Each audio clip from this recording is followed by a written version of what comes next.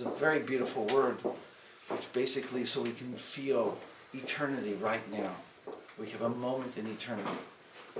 7 words. The second verse is 6 words. So that the world will know your way.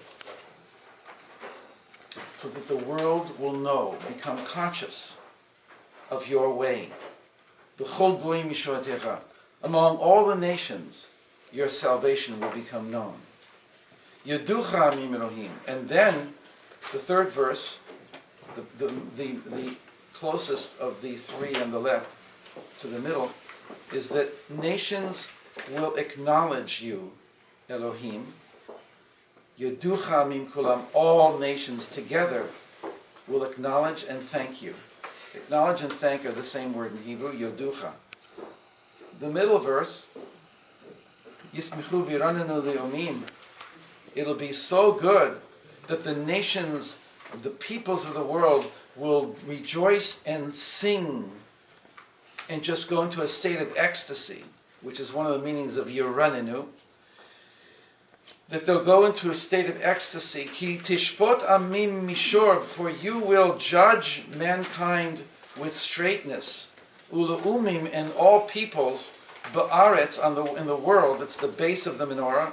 Tanchem sela, you will guide them forever.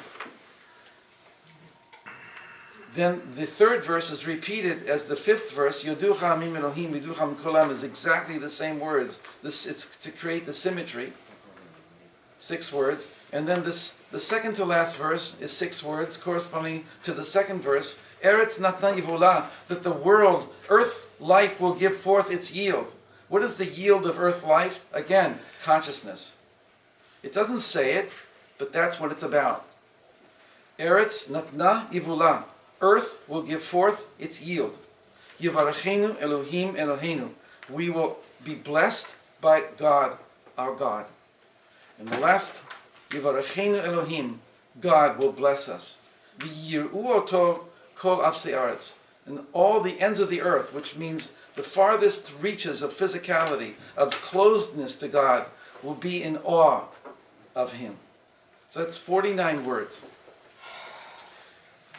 A little bit more about that, and then there's 49 letters in the middle verse. So the symmetry is just magnificent. And it's all 7s, right? So before I say anything else about it, the level of 8, or if you want to call it 8, 9, and 10, is the name of God above the whole thing. And our job is to become, in a sense, the branches of the menorah, to become a menorah, which is a concept of 7, which I'll explain, which is what I'm leading to, is why 7 is so important, and 6 is so important, and 8. The whole secret of 6, 7, and 8 is that we are a candelabra of 7, and the light that we're trying to draw down into all 7 branches of this world is the light of 8. Here represented by the name of Hashem. Anybody ever... Is that helpful? Yes. Yeah.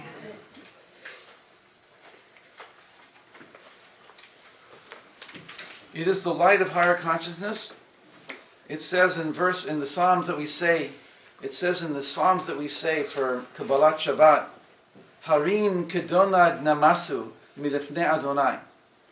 So the simple meaning is mountains like wax will melt before God. The Baal Shem Tov interpretation is that the name of God in Psalms many times will refer not to God outside, but to the consciousness or the point of godliness within us.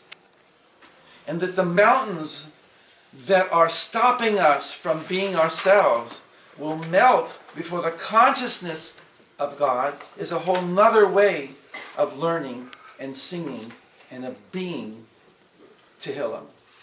That King David was talking to our souls. So translations basically can kill, destroy, and completely take you away from the true intention of what they were giving us. And we live with an external Judaism of an external God that loves us for sure, but But does he really understand me?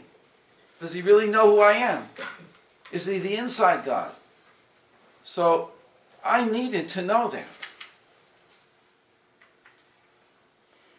So when you start to see verses with that awareness, and then it's like Mitsubishi's, Volkswagen's all over the place. Hashem is all of a sudden, a new level of Torah opens up to you. All right, so that's what that name of Hashem here is at the top. It's not only Hashem, the objective light of the Creator, the emanator of the worlds, who emanates from his core and whose light spreads out through all of creation. Right? It's also that essence within myself that I want to flow out into all the concentric circles of my life. So when you see this thing there as an external diagram or whatever it is, you map it onto yourself. You bring it in, and you experience it as an internal reality. And it brings us to talk more about the meaning of 6, 7, and 8. We can take a break for a second and just chill, and ask or interact and relate. And it's so good to see every one of you. So I'll continue in a minute, if God willing. In the meantime, you have these 3 characters here. You guys have three beautiful lights that David lit after having lit his with bracha above, upstairs. You can always light as many as you want during Hanukkah, over and over again. You can light and light and light. I've had those times when on the last night, I just lit them all night. I just kept relighting and relighting. Because if you look at, what? No, without a bracha. Because if you look, one of the most beautiful things in the world is a flame of a candle. The bigger the better. I mean, we did a thing on Motzi Shabbat with a beautiful Havdalah candle, and the flame was just awesome. The flame was awesome, right? And when you look at a flame, we looked at it, we studied it. That if you study a flame, that above the wick is a kind of a dark place. It's a dark canopy shape. It's a darkness that's within the flame, right surrounding the wick. And above that darkness is the incandescent aspect of the light that is not of this world. If you stare at that and then you close your eyes and then stare at it again, you're looking at something not from this world. And then that's beside the tip of it, which is now darker again, and the aura around it. And you begin to see that a flame is one of the most beautiful things in the world.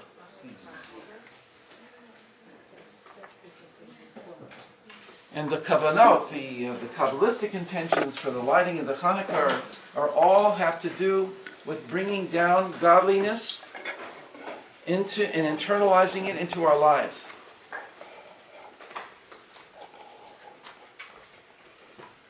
So you always begin simplistically with that heaven is above us and that we on earth are below. And it helps. It just simplifies it, because heaven is everywhere. Heaven is inside.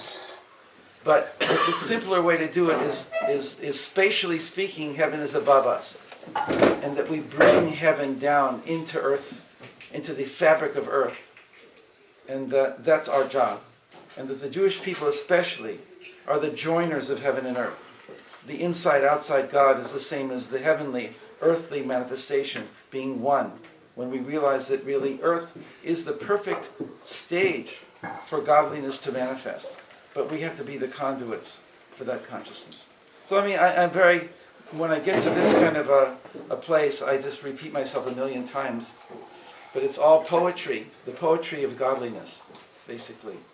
I mean, I'm closing my eyes now and seeing that flame that I was looking at 2 seconds. It's here. I don't know, and you should do it. It's a wonderful meditation. You see something with the amazing way that Hashem made our eyes. It gets burnt into our somehow into our cornea, and it stays there for a long time. And if you try and look at it too hard, it's not there. But if you just relax, it's just a living flame.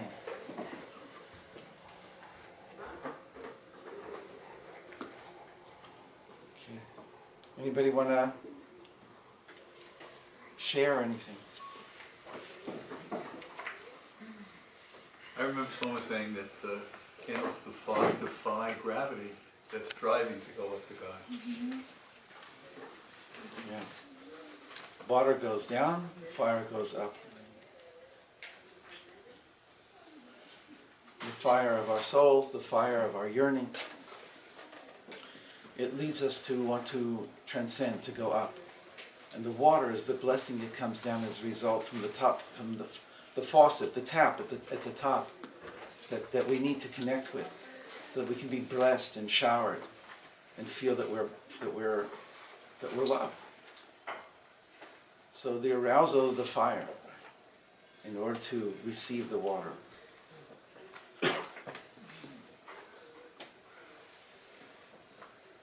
My camera was seeing that I wasn't able to see. That's what my camera saw. It's amazing. They look like they're alive, don't they? They look Yes. like they're two beings. Like Like even like hands. Yes. Is that what? Can you show? I Walk could- around a little bit and Sure. show. When you see this, you'll say, "What? Where did he get this from?" The bird is eyes.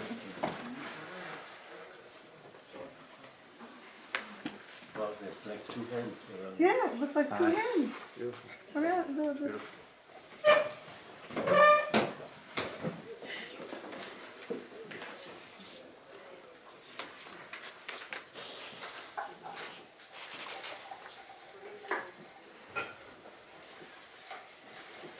So, anybody would any more sharing?